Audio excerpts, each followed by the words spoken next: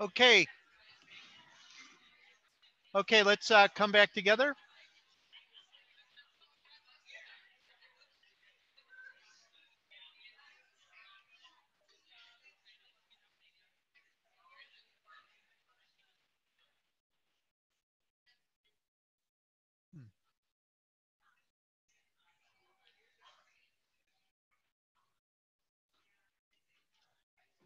All right, there we go. Hello again. Here we go. Home stretch. Last chunk before Friday night begins. Uh, we're at a little interlude because your man here is working on cooking up some goodness to share with you in a minute. I thought what I would do also is just restate a little bit of what we're going to try to do. We are live streaming again, hence the headset that I'll give over to Jonathan in a minute. So hello, whoever's on the YouTube. I don't know. Maybe my mom's still there. Hi, Mom. Maybe Mrs. Singer, Mr. Singer's there. No, they're not. So we are close to the end of the first day. One of the things that I did want to do, and it will lead into tomorrow, is to have you think about something that I put in the initial emails that you got from me and from Carolyn Goslin, our CU coordinator. I mentioned something about a professional learning community. And I know that obviously you've met a few people that were part of the PLC project we've done the last couple of years, and you can certainly feel free to talk to them yourself about that experience.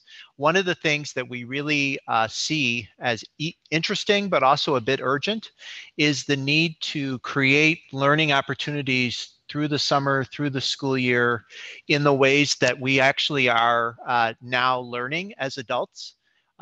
We know that as much as I love teaching and Jonathan loves teaching, and I it's good to get an MSW. Obviously, it's good that I have a job because we have MSW schools, for me at least. That is only the beginning of the learning that starts when you graduate.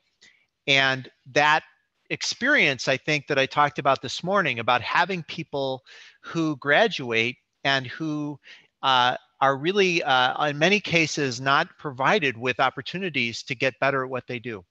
And that is a concern to me, and I think to us as a program, because so much of what Jonathan just laid out and what we talked about is clearly how complicated this work is. And the layers and the pressures and honestly, part of it was just always fascinating too to me. But this is complicated, dense work, and all of you have, for different reasons, maybe chosen to do it. And I'm asking you tonight to write in the forum on why you do what you do, what motivates you. But what we do know, and what is very clear from data I've collected, stuff I've studied, people that are looking at this, is we have to think of ways to make lifelong learning happen that are feasible. Right. So I'm just going to tell you for a minute about one option. I mentioned it quickly in the morning. We have an advanced school mental health certificate here. My school approved this, or Loyola approved it as a whole school. It is, as far as I know, the only one of its kind in the country that is postmasters specific. A lot of programs are obviously online these days, but this is one that you have to be a MSW, MA, whatever master's level, and you have to be in a school to do. And to the extent that you have that, this will be a program where completely online, except for these this one summer opportunity, you would meet with me and some other colleagues of mine who are experts in their parts of school mental health, and you would essentially be able to go in depth on a lot of the topics we're doing. So if you're interested in that, we're going to have an info session on Wednesday next week. I'll send out a reminder if you're interested. It is certainly something that I'm very excited to bring to people. It's obviously a commitment. It's financial commitment. It's a time commitment. It's not the only thing we're going to invite you to do, but I thought I just wanted to make you aware of it. And certainly I'll be in the back as Jonathan's going into his thing, as well as here all day tomorrow if you have questions on it. The one thing I would just say, if you're thinking about it, is time is of the essence. We're looking for applications really by August 15th, but I'd really like to know earlier than that if you're interested, because I've got a cohort that's close to being ready to run if I have enough people, but I would need to know if I have a realistic chance of fielding a cohort this year. There is financial aid available. There is the ability, as I said, to do this almost exclusively from the comfort of your home or your school, because we're going to do it all online. And you know, I think it's an interesting way to go about the work, and it's a way to get at some professional development that is specific to you, that you tailor to your own needs. You get to learn from a lot of really sharp people that will be part of your community, and then you get to, you know, if you're in a school district that has salary lanes, you get to move over. You get 15 credits, right? You can get it done anywhere from 2 to 5 years, and there's a lot of options there. All right, did I vamp enough? You totally vamped. All right. There are only 2 USB drives, so we have to unconnect the microphones. Okay, all right. So you're not going to hear anything, those of you on the YouTube, for a minute until we get that loaded in. Any just questions on that program? Anybody got any ideas about that? Any thoughts on that? If anybody has any, please let me know. Again, the part of what we're also going to do in the coming day is ask you all to go home tonight and relax, and then when you have time, maybe in the morning before you come down again, to do those forum posts, to talk about why you do what you do, to talk about what are some online tools that you use, what are some ways that you use data, what are those things for you, so that you're able to then build it into the work that we're going to talk about tomorrow. All right. A little more vamping. There it goes. There it goes. Excellent. So just one more thing. We are going to be at the same time tomorrow, 9 o'clock here.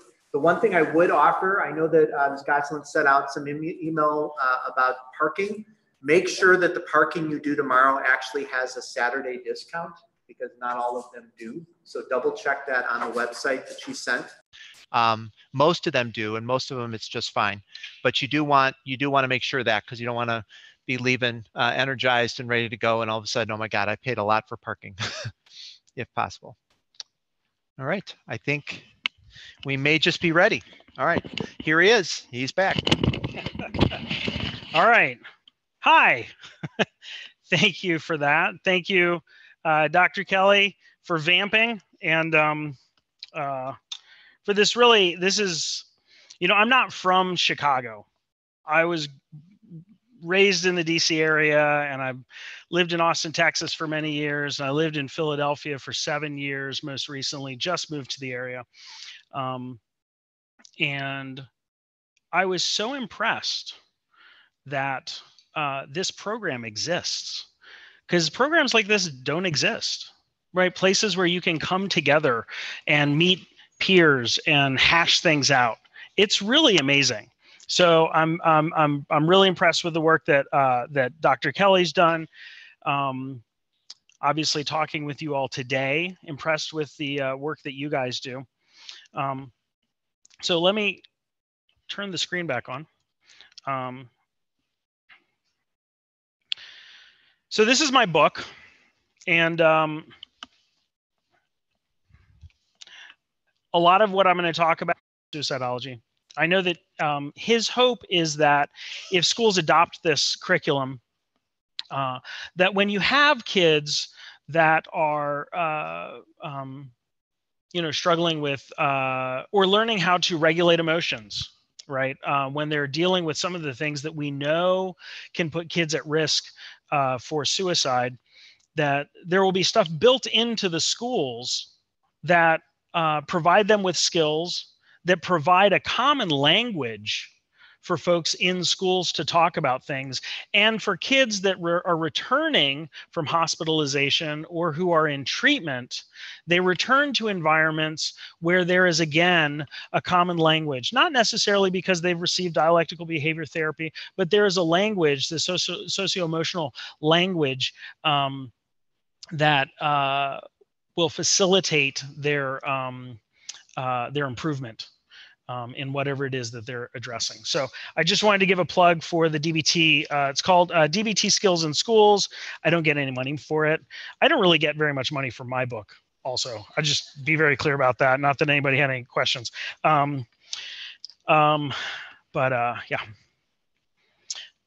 So one of my colleagues, Bart Andrews, he is the Vice President of Clinical Services for Behavioral Health Response in St. Louis. And he said, we continue to give even when the results are uncertain because it's better than not giving any day, anytime. It's all we got. And I feel like that's what social workers do, mental health professionals do, and particularly folks that work in schools, because we have no choice. I mean, we could choose not to give, but we know those folks, and you guys are not those folks because you're here. But we give even when we're not sure what the results are going to be. And particularly when it comes to suicide, one of the biggest problems is that we don't have a lot of data on what works. For decades, there were no treatment studies with kids. And then suddenly they started to do treatment studies with kids. But who did they exclude from treatment studies? Kids who were suicidal, right? I mean, if you're a researcher and the IRB is like, how are you going to make sure people are safe? You're like, let's exclude anybody that's suicidal. They're like, bingo. And so you had all these studies that happened, and none of them included kids who were at risk for suicide. And so then we had this next generation of interventions that came out, but didn't tell us anything about how to work with suicidal kids. And then we finally started to have some research on what worked with suicidal kids, but it focused mostly on hospitals and outpatient. And so school social workers, even though school mental health professionals are the most important group of people in addressing suicide risk in schools, schools are the last place, the final frontier for identifying and developing really effective interventions for suicidal kids. Now, schools have done a nice job of doing some prevention stuff, and we'll talk about that in a little bit. So Ordinary People was my introduction to suicide. Raise your hand if you've seen the movie. Okay, all right. If you have not, even though it was made in 1980, I strongly recommend seeing it. It's one of the best suicide prevention movies to date, which is also a pretty sad commentary on the effectiveness of the suicide prevention community to connect with Hollywood about making useful depictions of suicide. Instead, we get 13 Reasons Why. One of the things about Ordinary People that was so powerful was that it highlighted things that can go wrong in schools, right? You had this kid that came back from hospitalization, and there was this culture of silence, right? In the sense that he came back and he immediately went back and he joined the swim team, and they were like, just push through. You can do this, right? So they're like, yeah, you've struggled. Sure, your brother died. There's a lot of drama at home, but just push through. We're not actually going to talk about this, right? There were the kids that he felt most connected to were the ones that he had been in the hospital with, right? Which is always a dicey situation. And of course, in the movie, one of them kills herself. But it also addresses the interaction between the family and the kid really well. And all the things that can be under the surface. I also think it wasn't it set in like when somewhere around here. Yeah. So if you need another reason why you should see it, then you can see what Winnetka looked like in 1980. All right. So let's talk a little bit about some myths and facts. This is as fancy as my slides get. Because some of the things that we talked about in the case study were informed by some myths and facts. So one of the myths that often gets thrown around is that people who are suicidal are weak. When in fact, people are often suicidal in spite of enormous strength and courage. This is, hold on, let me see if I can move this little thing here. This is one of my favorite images I found online. Do not confuse my bad days as a sign of weakness. Those are actually the days I'm fighting the hardest. And with, with Jeanette, nobody was like, wow, I bet she's probably fighting really hard right now, right? They were like, what's wrong with her? What's the deal? There was sort of a way of talking about her, like there was something wrong with her, right? And this is one of these myths that there's something wrong with people who are suicidal, particularly that they're weak. There's also a myth that all adolescents think about suicide, and this is not actually true. Matthew Knock, he's a researcher at Harvard. He also won one of those genius grant things from the MacArthur Foundation, so he's a genius. He did the only epidemiological national survey of lifetime prevalence of suicide risk in kids and found that it was about 12%. So about 12% of kids over their lifetime report having thoughts of suicide, a serious thought of suicide. I mean, yes, they're all kids, they go to an assembly and they hear about suicide, or they see that, like, they think about suicide, but I'm talking about actually having a serious thought of, I want to kill myself. That means 88% of kids do not have a serious thought of killing themselves. And so this is one of these myths, like, oh, all adolescents think about suicide. Therefore, if I'm talking with an adolescent, they're telling me that they've had some serious thoughts of killing themselves. Well, that's just all adolescents. Well, that's just not true. In any given year, the Youth Risk Behavior Survey would suggest that about 17 to 18% of high school students will report a suicidal thought. Now, the reason why there's a difference for those of you who are sort of keeping scores, because one of them is lifetime and one of them is past year. And so you have kids who are talking about having serious thoughts of suicide within a year versus those who are thinking about the whole lifetime. And you're sort of looking at the whole group. And there's my little image. So if I ask about suicide, I'll put the idea in someone's head. This is one of these myths that keeps schools from doing all sorts of stuff around suicide. Let me talk briefly about screening. So screening is one of the best things schools can do. And when I'm talking about screening, I'm talking about asking questions about, in the last couple of weeks, have you had a serious thought of killing yourself, et cetera, et cetera, et cetera. So these are screening questions specifically for suicide risk.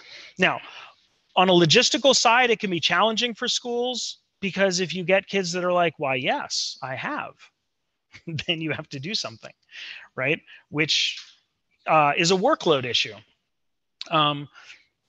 But one of the reasons why schools don't do it is because either the administrators or possibly the staff and probably the parents have this false belief that if you ask my kid about suicide, you're going to put the idea in their head and they are going to become suicidal. Now, that's not true. How do I know that that is not true? What evidence do I have that that is not true? Well, Maddie Gould is an epidemiologist from New York, and she, for a long time, has been doing research on youth suicide risk in schools. And in the middle 2000s, early 2000s, she was having a hard time getting IRB approval, right? Human subjects review, institutional review, ethics review, to get a study into schools to, again, this is epidemiological stuff. She's not an interventionist. It's doing epidemiological. It's finding out the prevalence, the rates, things like that. IRB was saying, you know what? We're not, oh, that's my book, just because the desk in the middle is sort of like, how do you know who's suicidal? IRB said, if you ask middle school students if they have thought about killing themselves in the last 2 weeks, we think that you're going to increase the suicide rate. And she's like, that's not true. And they were like, how do you know? And she's a hardcore researcher. And she's like, you know what? Actually, we don't have any data, but this is just something we know. And so, because she's amazing, she created a study within the survey where they surveyed the emotional state of kids prior to taking the survey, Then they measured it afterwards, and then they had follow-up 2 days later, and they measured it again. And what they found was that kids that reported on the suicide risk screening that in the last couple of weeks they'd had serious thoughts of suicide, that their level of distress decreased between the time that they started taking the survey and the time that they ended the survey, and that the distress continued to be low 2 days later, which is great. Just as important, though, the students that did not report any suicidal ideation had no change in their level of distress. So we actually have data. We have proof. And this is not just Maddie's study. People have replicated this in other samples with adults and things like that using the same sort of methodology. What we have found is that when you ask about suicide, those folks who are already at risk experience a decrease in their level of distress. And it does not increase the level of distress for those who are not already suicidal. Yes. Yes. I am a proponent of universal screening for middle school students for suicide. Absolutely. And although we don't have anything that's established, I would also be a proponent for universal screening for suicide at the elementary school level at some point. There's issues of literacy. There's issues of like, what does the word mean? There's all those sorts of things. But there's research that is coming out. There, again, you know, we're talking about like what data exists. So not much data on kids in general, less data on kids who are suicidal, almost no data on kids who are suicidal and like, you know, under 11. But the little bit of data that we do have suggests that kids who are under 11 who experience even passing suicidal thought, that correlates with much worse outcomes than kids who are adolescents who report having passing suicidal ideation. And the idea is, or the hypothesis is, that when you're an adolescent, you're thinking about death, you're thinking about mortality, you're thinking about what is my place in the world, who am I, why am I here? And when you're 8, you're typically not. But if you are, then that's developmentally out of sequence, right? And so that it might be connected to other things. So I really think that the suicide rate that we're seeing in adolescents, if we address it in elementary school, then we're going to reduce the suicide rate in high school. There's been one universal curriculum program called the Good Behavior Game. Raise your hand if you've ever heard of the Good Behavior Game. Okay. So the Good Behavior Game, behavior modification, there was a there was a school district in Baltimore that implemented this for first and second graders. They also implemented something called mastery learning as for kids in other schools. And then they had a third group which got nothing. When they did the Good Behavior Game, they were not thinking about suicide prevention. But 20 years after they did this, they followed up with the kids who went through the Good Behavior Game. And what they found was that those kids were half as likely to attempt suicide as the kids that went through mastery learning or the controlled conditions. There was something about the Good Behavior Game, which, by the way, is it's a program for kind of like socializing into being school, addressing aggressive behaviors, things like that. There was something about having a program in first and second grade that actually reduced suicide risk 20 years later. Now, again, this program did not talk about suicide, right? So if you're thinking about like, well, how are we going to get this past, you know, parents who are like, I don't want you talking with my kid about suicide when they're in the first grade. This is a universal program, and it's not addressing suicide specifically, but it's addressing things that we think are connected to suicide risk, specifically aggression.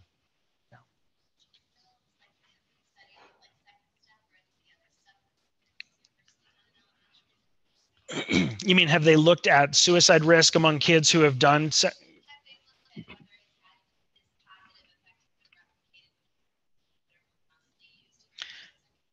Yeah. So as of yet, there are no follow-up studies. I don't know the story behind it. I suspect there was a doctoral student at Hopkins that needed to do a dissertation. And so they were like, oh, I'm going to track down these kids and find out what's up. That'll be a good dissertation. And they found this. Now, there's probably somebody on the live stream that's like, no, that's not true. Mike, if you see a comment, let me know. But it was never the intention, right? That's the thing. It was never the intention. And I suspect that in the next 10 or 15 years, we are going to have folks that follow up, and hopefully we will see similar effects. This is one of the problems with research, is that you don't actually know if something's going to have an effect 15 years down the line until 15 years passes, which is oftentimes way too late for the kids who are in school right now. So another one of the myths and facts, suicide is a white people problem. There's a friend of mine, her name's Desiree Stage. She's a suicide attempt survivor, and she's a photographer, and she has a photography project called livethroughthis.org. It's phenomenal. You should check it out. Don't check it out right now while I'm talking, but after I'm done. And she has one interview with an African-American woman who, during the interview, so she takes pictures and she interviews them, and she has the transcripts. And this woman, African-American woman, was talking about one of the challenges of being a suicide attempt survivor and an African-American woman. Because, and this is what she said, hashtag suicide so white, right? Which is part of this issue of how societally we break things up and we make it difficult for people to be vulnerable and say things that might come across as weak. And of course, there are all the issues with, the sort of the stereotype of the strong Black woman. How can you be a strong Black woman and be suicidal, right? Black people are not suicidal. I talked with Sean Joe on the podcast about suicide in Black American males. And so there's all this intersectionality that happens around suicide risk. But the data show that suicide kills people of all ethnicities. So for kids, sorry, let me move the this little box here. Actually, you know what? I'm just going to do that. So the suicide rate for kids 0 to 24 is highest among American Indian Alaska Natives, second white, third Asian Pacific Islander, and fourth Black. Now, Hispanic is not in this group because of the way that the US government collects data. Right, you have white, Hispanic, non-Hispanic, and so there gets to be a blurring of those categories. But I share this in case you are in a school where the administration is thinking, well, I don't know why we would talk about suicide. Most of our kids are sort of African American and Latino, and that's not really a problem in those communities.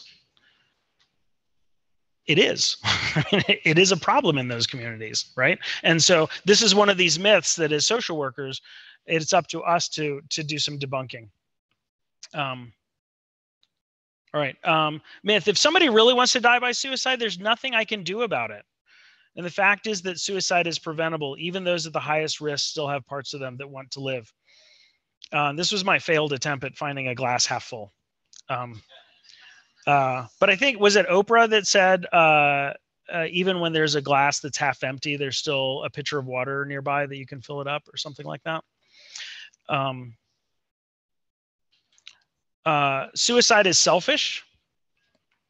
Fact, people who are suicidal often feel like they're a burden to others, and they see staying alive as selfish, and suicide is giving their loved ones a reprieve.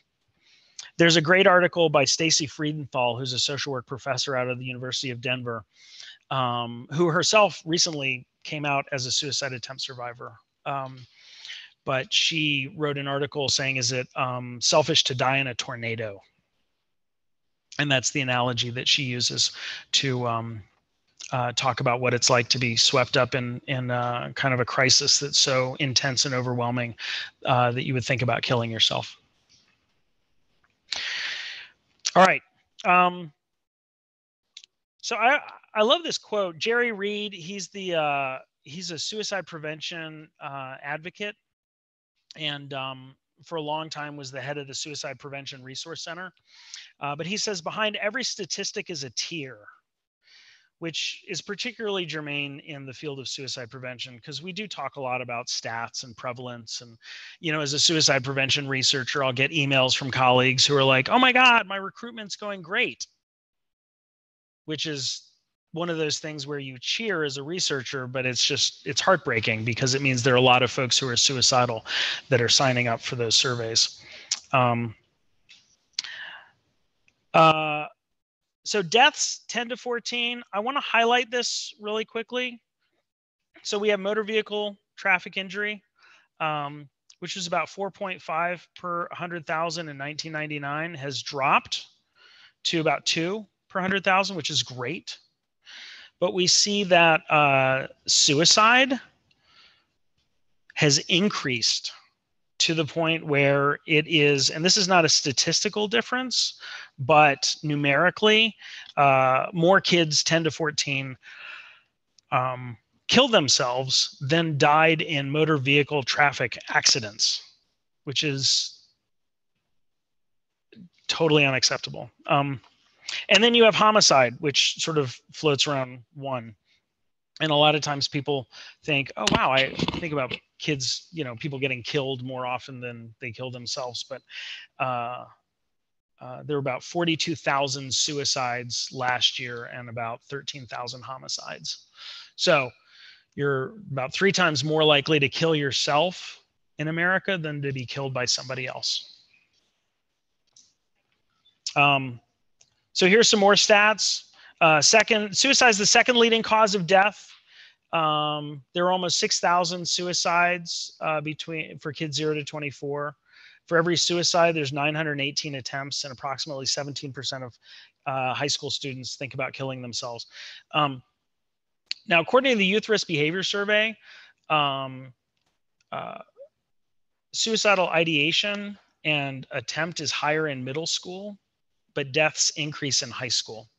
So if you're working in middle schools, you might feel like, wow, I'm coming across a lot more kids that are like talking about killing themselves and things like that than my colleagues in the high school, or if you go across between middle and high school. The rates jump significantly from elementary to middle school in terms of ideation and attempt, but the deaths really start happening in high school.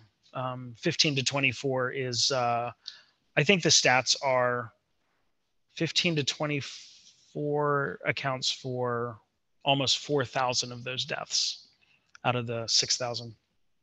All right, so then there's the gender effect, which you guys I'm sure know about, right? Which is that girls are more likely to attempt and boys are more likely to die. And the reason is because boys use more lethal means. They tend to use guns. In the case study that we talked about, there was the dad who didn't think twice about having a gun in the home. Regardless of your position on Second Amendment and whatever the interpretation is, there is no question in the suicide prevention field, the presence of guns increases suicide risk. It just does. And research has been done that's controlled for depression, socioeconomic status, geography, political affiliation, presence of psychopathology, substance use, training, safety locks, all sorts of things. The research is pretty clear that if we want to reduce suicide by guns, we need to focus on restricting the access. We need to restrict access to guns, not improve safety once guns are in people's hands. That doesn't have an effect. So when you're talking with folks and you're talking with the parents, always ask about guns. And if you use guns, if you own guns, if you go hunting, if that's something that you grew up with, lean on that. Because then you can talk to somebody who's like, look, I use guns. I have guns. This is not me telling you you can't have a gun. What I'm talking about is that your kid might use your gun to kill himself. To which the person might be like, well, that's ridiculous. He's been trained to be safe around guns his whole life. You're like, I understand what you're saying. But the suicide risk increases 32-fold when there's a loaded gun in the home, even when there's no other risk factors involved, right? So there's a massive increase in suicide risk when there's guns. And in fact, if we got rid of guns altogether, which I'm not advocating for anybody watching on the live stream.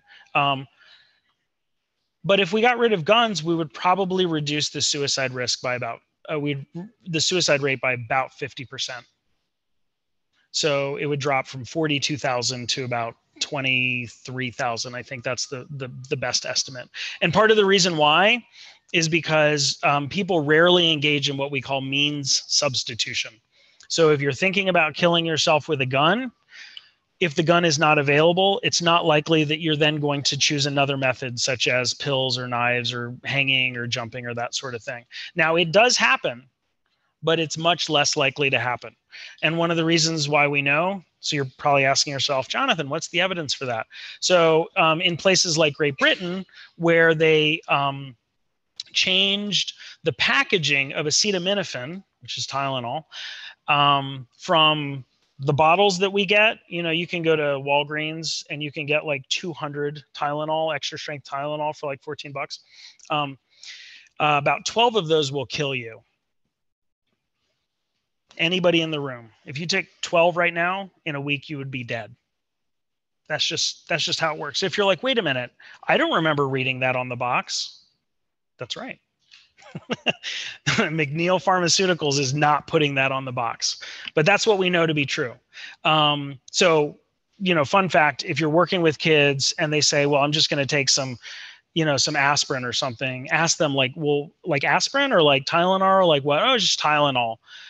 You don't have to tell them 12 will kill you, but you should know that this is a really serious thing. Advil won't kill you. I mean, I think if you take like 3 pounds of Advil, it will kill you, but it's physically impossible to do that. If you want to listen to a podcast episode that breaks this all down, This American Life has a great episode on Tylenol and death, which is just like all This American Life episodes. It's phenomenal. But what they did in Great Britain is they said, you can only buy Tylenol in bubble packs. Those things we hate because you're like, I'm sick. Oh, I can't get it out, right? So that's what Tylenol is sold in, and they're sold in packs of 12, right? Which means that you would literally have to pop out 12 of those. And in suicide prevention, time is your friend. The more delay, the more likely it is that somebody's going to live. I talked to Kevin Briggs, who is a California highway patrolman, and he was involved in over 300 people, sort of intervening with 300 people who were on the Golden Gate Bridge about to jump. And his main thing was time. I was like, what do you do, man? How did you do that? He's like, I just got them to talk about anything, just anything. And the longer we talked, the less likely it was that they were going to jump. He's like, I never reached for anybody once. I wanted them to take that first step themselves. And so that's what we do. We buy time. And so these bubble packs, they buy time. And when they did the bubble packs, what they found was there was a decrease in suicide because the people who were going to kill themselves with acetaminophen didn't use something else, right? Suicide deaths went down initially when catalytic converters came into use, right? Because you couldn't turn on your car in the garage and kill yourself in a matter of hours. You still can. It takes a much longer time. But again, what happens? It's a much longer time. There's more time for you to think. There's more time for you to move out of your suicidal crisis. All right. So I want to talk briefly about LGBTQ youth suicide. So when we hear about suicide in the media, there's oftentimes a formula that is used in newspaper articles. And this is not, I'm not saying this to disparage journalists. Journalists have one of the most difficult jobs in the world, which is like they show up on Monday morning and they're told to go cover some change in banking regulation. And then Tuesday morning they show up and they're like, a 14-year-old killed herself. Go report on that. And what do they have to do? They have to make sense of a story that all of us who are trained professionals, some of us have 20, 30 years of experience, we're not exactly sure what's going on. But they have to be able to write a story that a fourth grader can read and understand, and they have to get it to their editor by 4 o'clock. So they use a formula, and the formula typically involves bullying and something else. So bullying plus something else equals suicide. Oftentimes, it's sexual orientation, gender identity. Oftentimes, there's a note. Now, if you look at newspaper articles where there's no bullying and there's no note, which bullying is not a requirement for suicide, and most kids do not leave notes. Although some people are now considering social media notes, so it sort of changes what we consider to be a suicide note. Journalists will still say, so-and-so died by suicide. No evidence of bullying or notes. It's like they have to add it, even if it's not there, because that's the formula. But they also talk about LGBTQ youth and suicide. Here's the thing. We don't actually know how many LGBTQ youth die by suicide. I love this computer. Let's restart later. Okay. Yeah. Oh, there are 2 questions on the YouTube. Okay. Okay. Let me go through the LGBTQ youth suicide stuff, and then we'll answer those questions.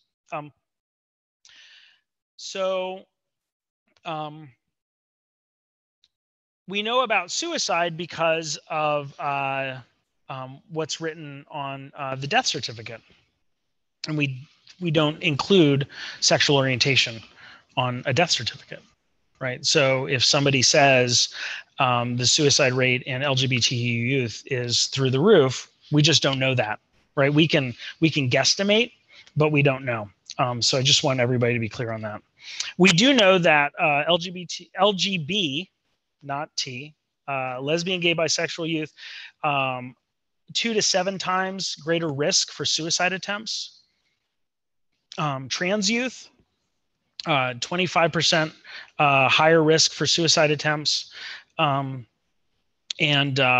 approximately 35% of LGB youth seriously consider suicide. Now, remember, in the population as a whole, we were looking at 17%, right? So this is that twice as high? And that doesn't, and we're not counting out the LGB youth who responded to the survey in the first place. So it could be much higher, right? The difference between LGB youth and non-LGB youth. About 50% of trans youth have thought about suicide. For females, threatened or actual physical, sexual violence, drug use, hopelessness, and concerns about weight are all significantly associated with increased risk. For males, sexual violence, drug use, and hopelessness are significantly associated with risk. These are within the sort of ecosphere of sexual minority youth. And 41% of transgender respondents to the National Transgender Discrimination Study answered yes to the question, have you ever attempted suicide? Now, just a caveat about that 41% statistic. The The survey said, have you ever attempted suicide? The question was not, as a trans person, have you attempted suicide? Right? So I just want to be clear that when we're talking about this statistic, it's fuzzy. Okay? So I don't want you to, so I just want to be clear on that statistic since it's out there. I'm going to jump through this. All right. So risk factors for LGBT suicide attempts: hopelessness, depression, conduct disorder, impulsivity, victimization, age of first same-sex attraction, and low family support. So with the exception of the age of first same-sex attraction, these are all the same risk factors as for non-LGBT youth, right? Brian Mustansky, who is a researcher at Northwestern, did some really interesting research with a colleague from University of Chicago. And what they found was that the risk factors that mediated the relationship between these sort of risk factors and suicide attempts for LGBT youth were depressive symptoms and hopelessness, which are the same ones as we've thought about for the general population. And so the take-home message from his research, from their research, is that suicide risk among LGBT youth is higher, but the active ingredients of depression and hopelessness are the same. And so if we address these in the population, kind of a tier 2 thing, or possibly tier 3, then that is going to be useful in addressing suicide risk. The piece that we also need to address is the societal piece about rejection based on sexual or gender minority youth status. Mike, I know you're walking out. Were there questions? Oh, great. I'm ready.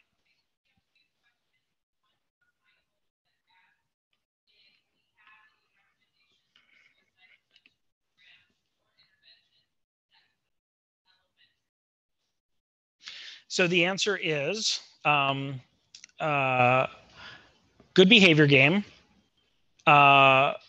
And there is one other program like Riding the Wave, but there's not much empirical support for that. Doesn't mean it doesn't work. But in general, there is the possibility, as you were alluding to before, that some of these universal programs which address issues of emotion regulation and aggression and things like that might be useful, but we don't know yet.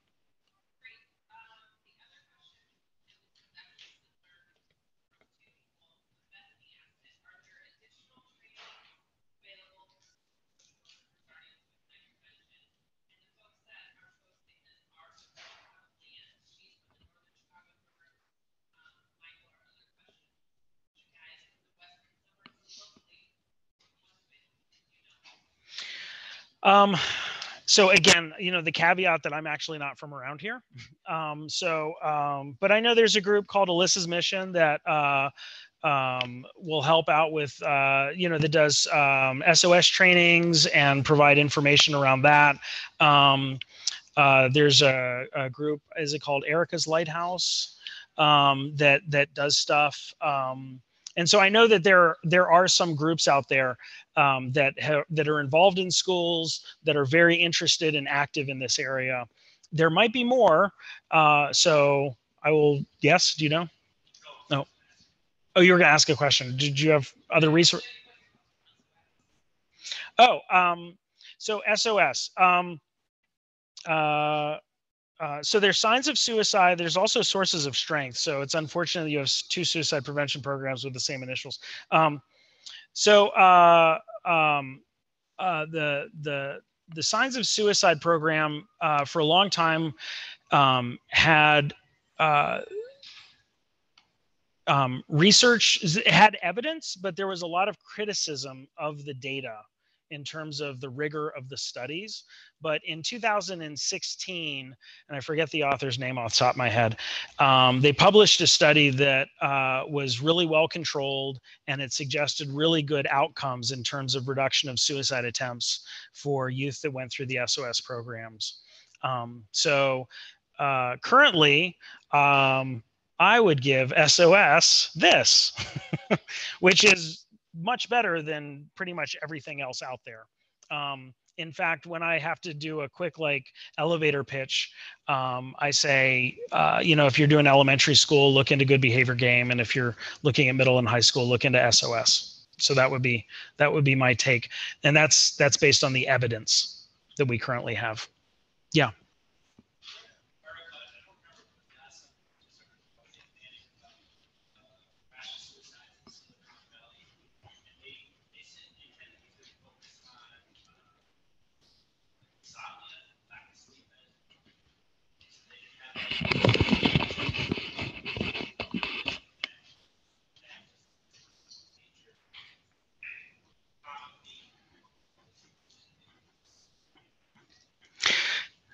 Yeah, so the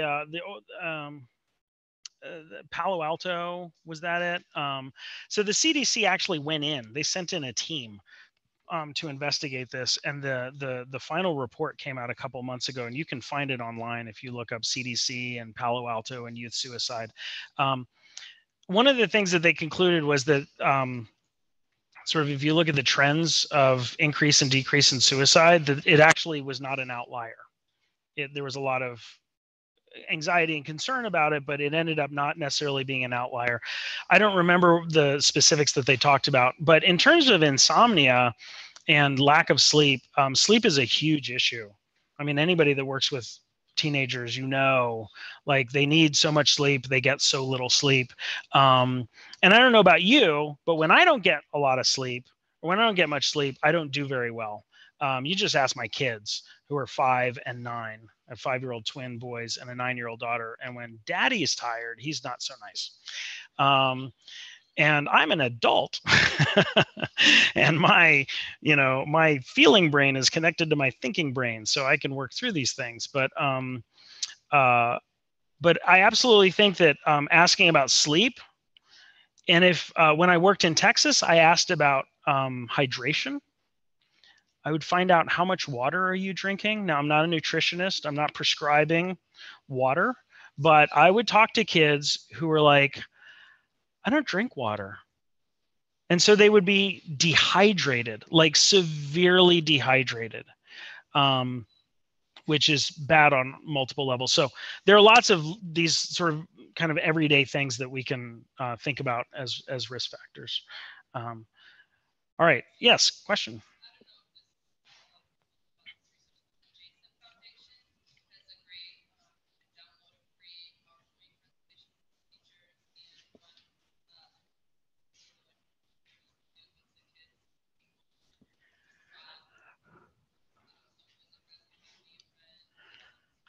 Yeah.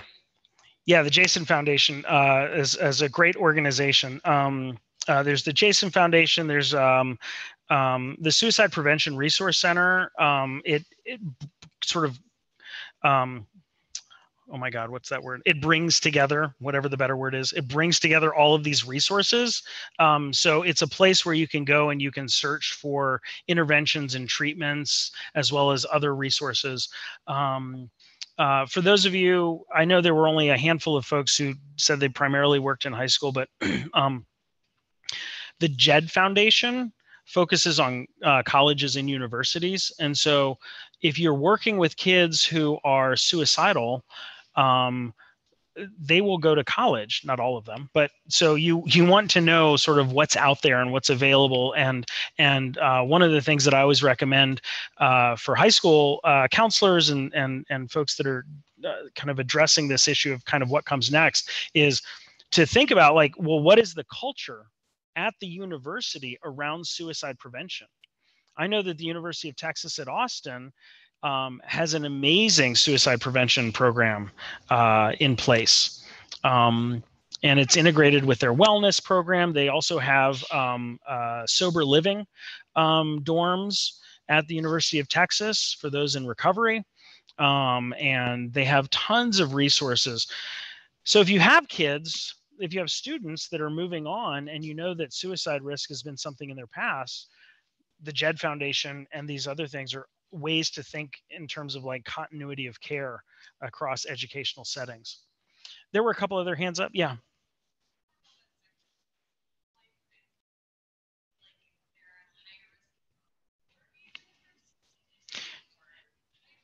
Yeah. Okay. So, yeah, thank you for asking it. So, the research says that kids that were younger when they had their first same-sex attraction were at higher risk. Now, the researchers said we think that it elongated the sense of hiding and silence and shame and sort of self-doubt and feeling like I'm not part of the community kind of thing. And so the sort of the development of the self and sort of sense of self-esteem was that's how it affected it. But it wasn't a study about first same-sex attraction. And so they weren't able to answer it very well. But one of the implications of this, they've also done other research that has looked at it's been retrospective, but they've asked adults, LGB, maybe, I don't know T, but definitely LGB adults, when their first attempt was and whether or not they were out. And most of them said, I attempted before I came out. And so the implication for those of us that work with schools is that when we're thinking about suicide prevention, having safe and affirming schools is essential, because the kids who might be at highest risk might be those kids who are not yet out. But if they are getting messages that gay people suck, like you're not going to have a happy life, like everybody's going to hate you, that can increase suicide risk. And so having it early, having safe and affirming schools as early as possible, elementary school is going to be important for suicide prevention, as well as a whole host of other things. Yeah.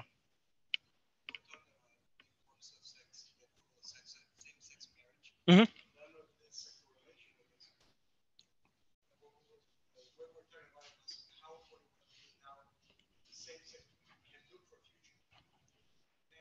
Mm-hmm.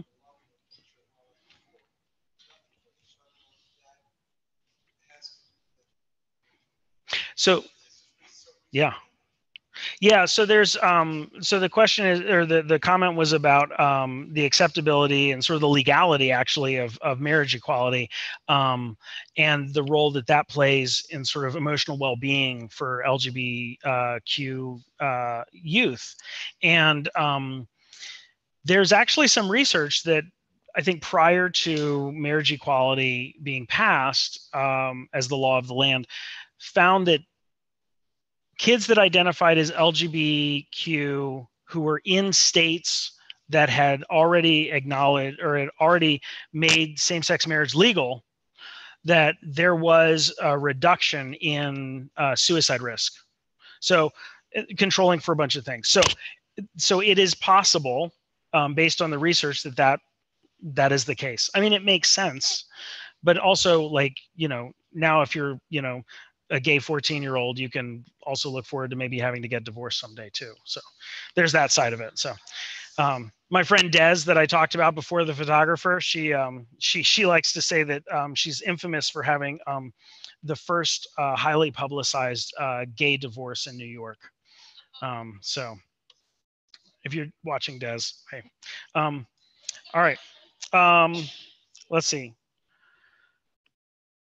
Okay, so when we think about schools and we think about sort of these comprehensive suicide prevention approaches, we think about screening, assessing, intervening, monitoring, and the overlay for all of this is the this sense is having crisis teams and crisis planning, right? And so this is all part of the conversation that you have. So, you know what? I'm just gonna skip by this. So screening questions.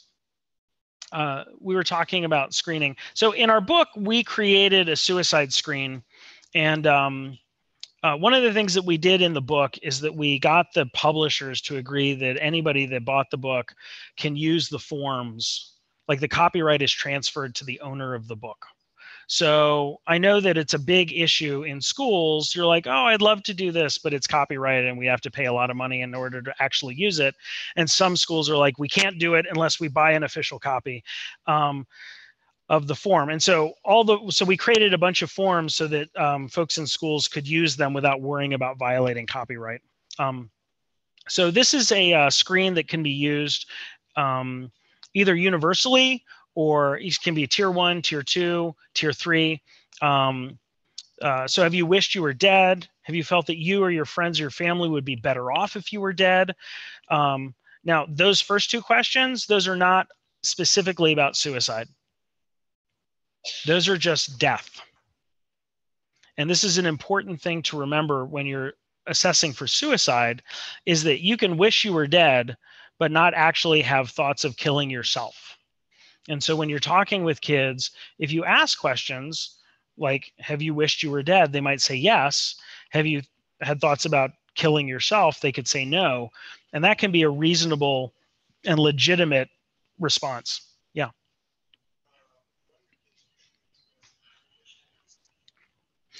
Yeah, so there's an age thing. So I wish I disappeared. I wish I went to sleep and I never woke up. I wish I could close my eyes and never see the light of day again. I had a kid say that to me once, very poetic and scary. She was 5. Yes, there was a 4-year-old that I worked with who was actively suicidal and homicidal,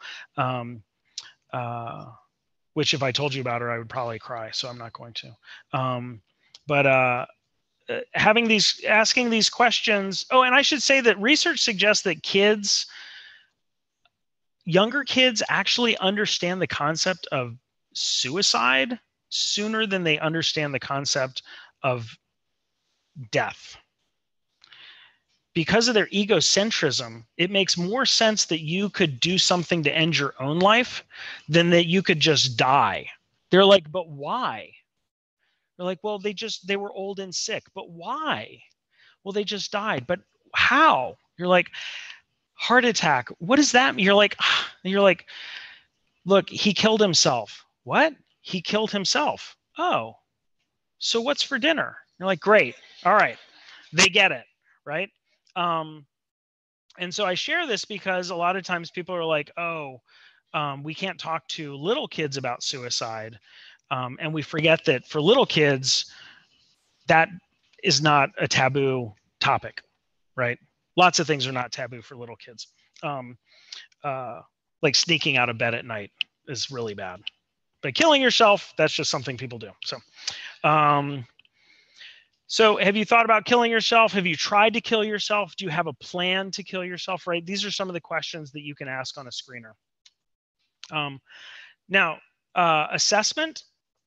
So with the case study, if there had been a screen for Jacob, and the screening had happened in August before his friend moved away, the screen wouldn't have captured Jacob, right? But if it had happened in September after his friend moved away, it might have caught him. And this is one of the big challenges with universal screening, because it becomes an issue of timing. When does it happen? How often do you do it? There is, so I was full-time practice for a long time, and I hated research because researchers were always asking questions that did not inform my practice, right? Like all these things about risk factors, not very helpful in practice, right? Warning signs, much more helpful. Risk factors, not so helpful. Researchers love risk factors though.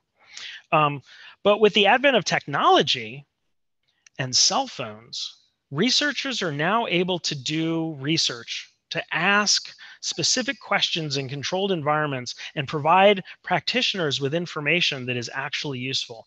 So there is a research method called ecological momentary assessment.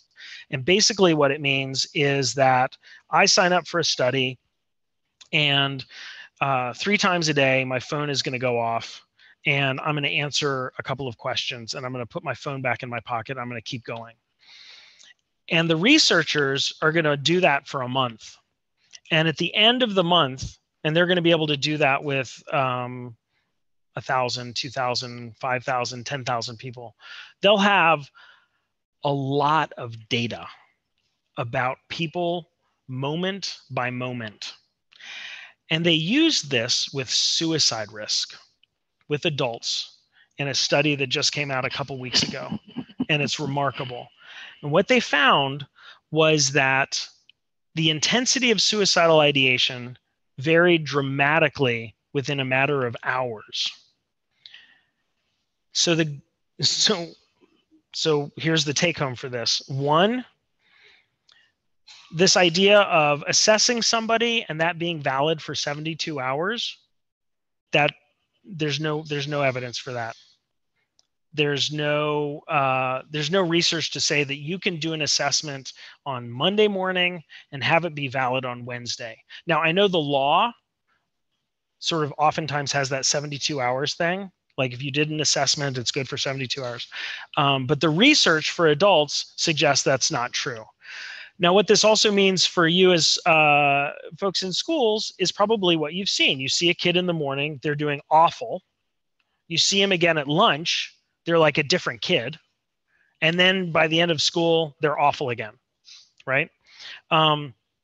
So when you do an assessment with a kid or with anybody, but definitely with a kid, we highly recommend when a kid is already at risk for suicide that you use a monitoring tool where you can get them to fill out how they're doing, and that it can be used either multiple times a day or once a day, but not sort of resting on, oh, I assessed this kid a week ago, so I know what's going on.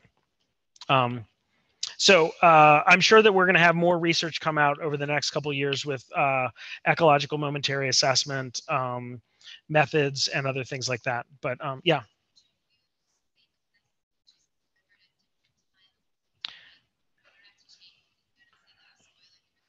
Yeah. So that's a good question. Like, so would you use the same assessment? So doing a suicide assessment takes a long time. Raise your hand if you are responsible for doing suicide assessments in your school, right? It's not something you could do in like 10 minutes. And if you are doing your suicide assessments in 10 minutes, you're doing them wrong. Because you just can't get all the information you need to get. You need to identify ideation, right? How frequently are folks having these thoughts? How long are they lasting? How intense are they? Where are they happening, right? The location of suicidal ideation. Or is it happening at school only? Is it happening at home only? If you ask this question and somebody says, well, I have thoughts of suicide, but mostly they happen when I'm not at school. If you then work at a school that has the protocol of temporarily suspending kids until they get letters from mental health professionals saying they're okay to come back to school, you could very well be increasing their risk because their ideation does not show up at school. And you're saying you can't stay here, right? So the safe place for them, you're kicking them out. So this is a problem. Now, I understand there are also a whole bunch of lawyers that are like, get them out. Not our problem, right? If they're not on our grounds, then we don't have to be responsible for them, and it makes the lawyers happy, but it's not necessarily a good thing for students. The other hand, if a kid is saying, I think about suicide almost exclusively when I'm at school, that is an important thing to know also. Because then you're like, okay, let's talk about what's not working for you here. What works at home? All those sorts of questions that you would normally do. Oops. I'm going to get back to your question, by the way, about doing an assessment. But because of time, I just wanted to say that After you do your assessment and you've identified ideation and intent and their plan, you want to do safety planning. So raise your hand if you have a protocol that includes safety planning. Okay, so a couple of people. Let me tell you, safety planning is a process that creates a clinically useful document for the person who's suicidal. It basically says what's going on, what are things that you can do by yourself to reduce your distress, who are people that you can do things with that will reduce your distress, and who are the people that are around that you can call if those things are not working. Now, this is different from the old school no suicide contract. Raise your hand if you were trained in the old school no suicide contract, which is that form that said, I name, promise not to end my life until I contact name at phone number, right? That's what I was trained on. And I worked at an outpatient community mental health clinic where we had suicidal kids all the time, and we would have them sign these pieces of paper. And the pieces of paper were not helpful, and they actually increased liability. The safety planning is different. It basically says, when you're suicidal, here is a piece of paper you can look at, and you are going to walk through these things, and it's going to give you time. It's going to stretch things out. And you might actually do something that you didn't think was going to work, but actually makes you feel a little bit better or makes you feel less shitty. So safety planning is really important. And this has been shown by research by researchers Barbara Stanley out of Columbia and Greg Brown out of University of Pennsylvania to, in and of itself, be an effective suicide prevention intervention. Yes.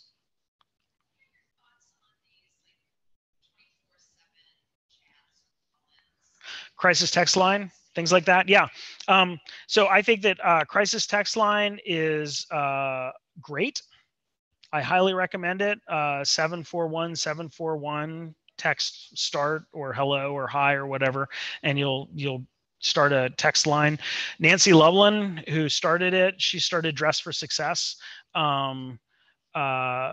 which is just random trivia that you can use one night. But she's created a remarkable service that works particularly well with kids, especially if kids are able to sneak their cell phones into school and get support while they're sitting in their classroom, because we know that they don't like calling people. So I think it's really good. Crisis Text Line also has released data, and you can look up I think it's called crisisdata.org, but I'm not exactly sure. And so you can look and see, for example, in Montana on a Tuesday, what are people in crisis about most? Is it eating disorders? Is it bullying? Is it suicide? Is it interpersonal? They have all of this data that's available. It's kind of remarkable. So this is a copy of the safety plan that we have in our book. It just sort of walks you through. Now, this is the monitoring form. So we created a monitoring form. This is before that research came out. And so we're kind of psyched that we have something that we can share with you guys. So we developed this suicide risk monitoring tool that captures ideation, intent, warning signs, protective factors, mood, and cognition. And it can be administered. You can administer it, or for kids that have reading levels that are high enough so they can fill out the forms themselves, they can do it themselves. It takes a few minutes to complete, and you can plug the numbers into an Excel spreadsheet and it'll create graphs and stuff like that. So it's a really nice way of tracking. And it's also really good for collaborating with outpatient community mental health, because one of the things that should be happening is that outpatient mental health providers should be managing kids who are at risk for suicide, but school providers should be gathering data on what's going on day to day and sharing that information. And this is one of the tools that can be used to help share information between schools and outpatient community mental health. That's super important. What time is it?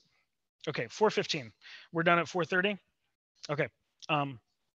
So this is what it looks like. And this form and all the other forms are available on the Routledge website. Like I said, if you buy the book, then the copyright is yours. You can use these forms as you see fit. All right, so this is the youth suicide and social media piece. Yes, you have a question?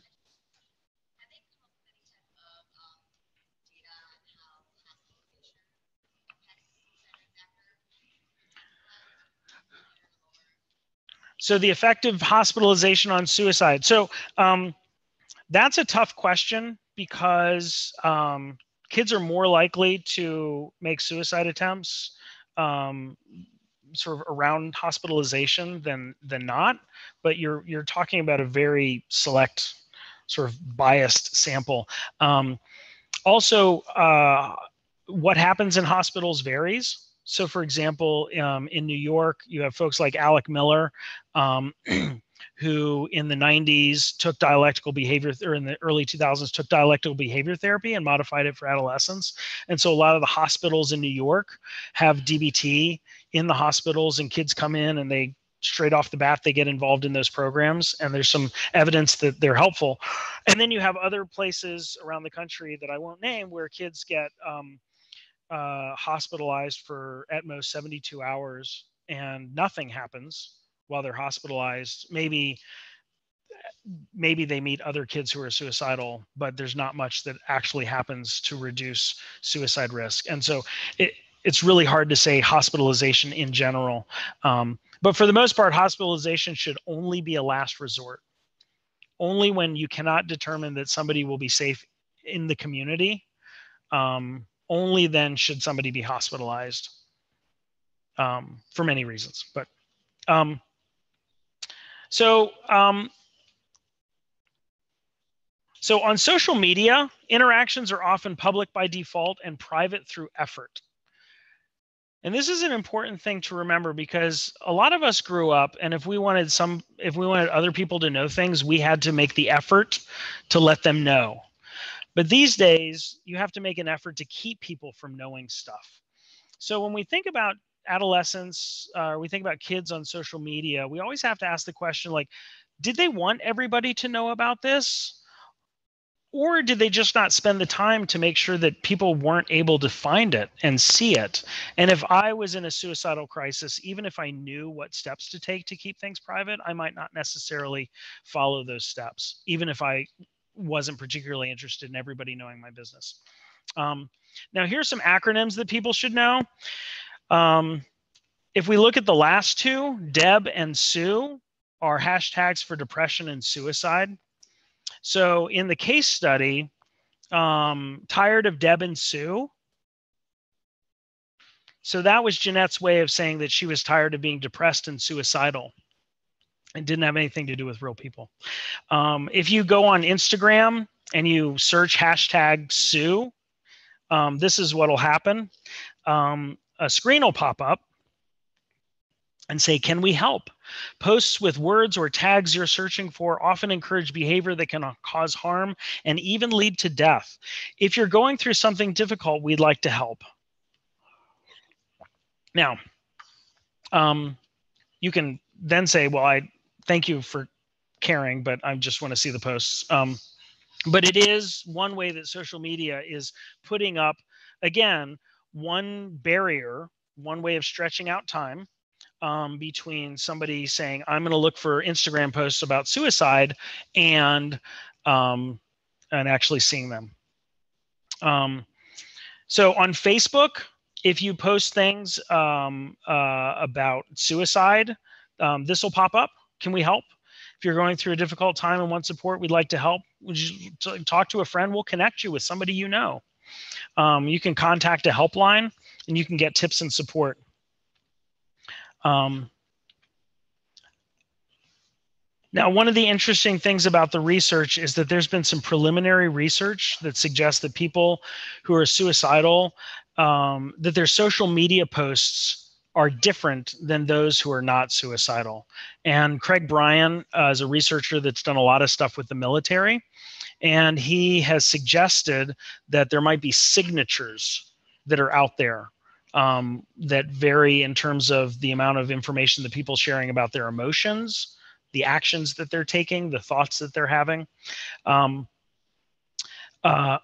This is not stuff that we can actually implement in a sort of clinical way, right? Because we don't actually know what to do with it, but it's out there. My hope is that in 10 years, if I'm still around and you're still around, I will be up here talking about how we're working with algorithms that will take the place of screening, that we'll no longer have to do screening in school. All we'll have to do is monitor social media, and we'll be able to identify not just trends for schools, but also trends for geographic regions and times when there might be increased risks in entire geographic regions. All right. Let me just, Mike, are you coming up here? You want to say a few words? Okay. So, so one of the things that we can do, there are a bunch of things that we can do to address suicide risk, particularly around social media. And one of them is to donate our social media data. So if you're horrified by the thought of an algorithm being able to interpret social media posts and identify folks at risk, and it gets very sort of Minority Report in your brain, it's a real possibility. I don't want to say it's not. But there's a group called Quantify, and their day job is they do high-level data analysis for the NSA, but they have a heart, and they are very dedicated to suicide prevention. And so what they did is they've created a website called ourdatahelps.org, and you can go on, and in a matter of minutes, you can say, I would like to voluntarily have my social media data go into a data set that you will start to analyze, and you'll start to look for trends, and basically you will train machines to learn what's going on. It's called machine learning. And if we do this, it could be, the good thing is it could be an amazing tool for social service providers, because there's a lot of social media data out there. And if folks like Quantify get to it first, I think lots of good things can happen. I will tell you that people are going to get there anyway, but they might not have the same good motives as the good folks at Quantify. So I strongly recommend that if you're on social media, that you go and you donate your data, so that it can help to understand what we do on social media and how we communicate with each other. Okay, I'm not going to go into all this because this ends up getting a lot more busy. Let me see if there's anything else.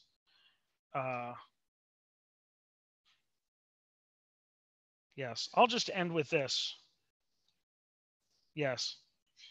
So this will be my last slide. So my wife's grandfather likes to say, when you're going through hell, keep going. Thank you for your attention and for your questions. I'm happy to answer any other questions that you have, but I know that you've been sitting for a long time. So thank you very much.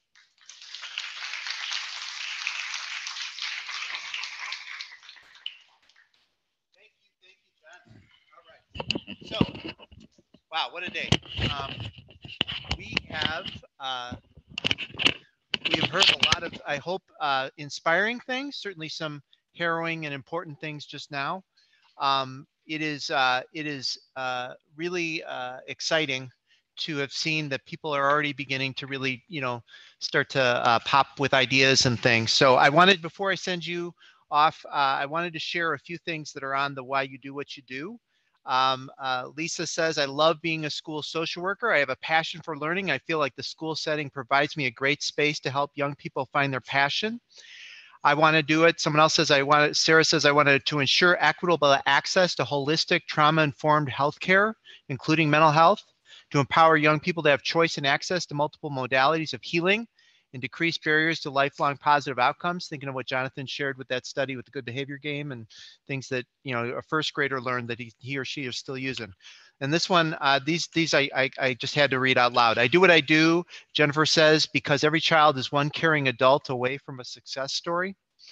And Lauren gets to close us out simply because I can't imagine myself doing anything else. And a lot of why we're here is because we resonate with what I just read. So what I would say, a couple things, if any of you who I just read want to come and talk to Jonathan and do a mini version of why you do what you do and tell your story, you're welcome to. Those of you who are in the PLC project, if you would like to talk about your project, Jonathan's going to be available to do that and we can record that. Otherwise, we'll see you bright and early at 9 o'clock. Thank you very much.